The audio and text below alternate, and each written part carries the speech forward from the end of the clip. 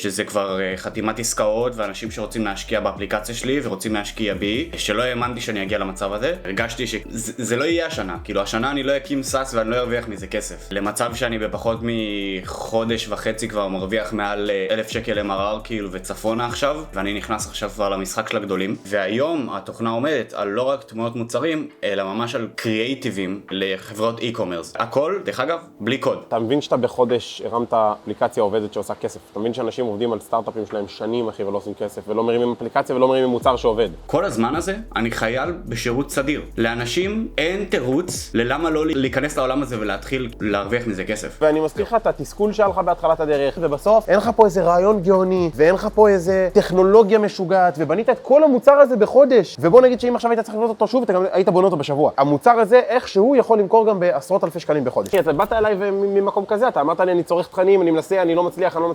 זה מה שהיה. לחלוטין. וואלה, אמיתי אני גם גאה בך. אתה יודע, בסוף לראות את התהליך מהצד, לפעמים זה נשמע קל, אבל אתה יודע, בסוף אני מושקע רגשית בכל אחד ואחת מכם. אחי, זה הכי כיף לי בעולם. אין דבר שיותר כיף לי מאשר לראות אנשים שהצליחו בזכות ההכשרה הזאת. כמובן, בזכות עצמם, קודם כל בראש ובראשונה, היית צריך לשבת על התחת שלך ולעבוד שעות על גבי שעות ביום. אבל אין דבר יותר כיף מאשר לראות את ההצלחות האלה. זה לא פעם ראשונה שאני אומר לך שההכשרה באמת שינתה לי את החיים. אם מי שרואה את זה או יראה את זה, והוא באמת רציני לגבי החיים שלו, והוא באמת רוצה לקחת וללכת לשלב הבא, אם הוא לא ישקיע את הכסף, הוא לא יגיע לשלב הבא. כי כדי להגיע לשלב הבא, ואת זה למדתי חודשיים עבודה שעבדתי כמו motherfucker, יש sacrifices שצריכים לעשות. בין אם זה זמן, אנרגיה וכסף. אנשים לא מבינים כמה מהר אפשר לעשות את הדברים האלה. אנשים חושבים שזה כאילו תהליכים של שנים. ואגב, הרבה פעמים זה באמת תהליך של שנים. זה לא שכל מי שנכנס יעשה כסף תוך שנייה, אבל אתה מכניס כסף ליטרלי כשאתה מדבר איתי עכשיו בשיחה, וכשאתה יושן וכשאתה מתאמן, ובכל רגע נתון אתה יכול להכניס כסף, ואין קשר לזמן שלך לכמות הכסף שאתה מכניס.